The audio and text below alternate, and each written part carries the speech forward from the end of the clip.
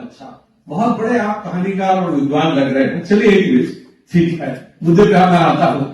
बिना मुद्दे के कोई बात करता ही नहीं हूँ, मगर वाइस चांसलर से कैसे बात किया जाए शायद इसका विवेक आपको नहीं है, तो सीख लीजिएगा। कभी आपको बुलाया किसने है? दोबारा इनको क्या बुलाइएगा मत इनको, है ना? एक बार आपको पब्लिकली कह रहा हूँ, इनको तमीज चाहिए किससे कैसे बात की जानी चाहिए। ये मैं बता रहा हूँ आप, और इनको अभी कहिए कि निकल जाए यहां से। आपका यहाँ पे स्वागत नहीं, आप जा सकते, निकलिए यहां से। हाँ निकलिए, आप यहां से जा सकते हैं।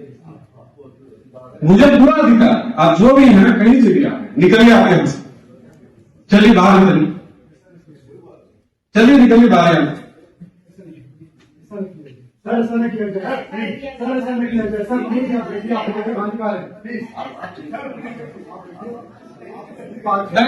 एकदम बाहर, जो भी है, जो भी महोदय, आपको देखिए, आपको ऐसा नहीं लग रहा तो आप भी देखिए, ठीक है, हमने बुलाया था तो हम जाने के लिए क्या। अरे ठीक है भाई, जाइए आप यहाँ पे।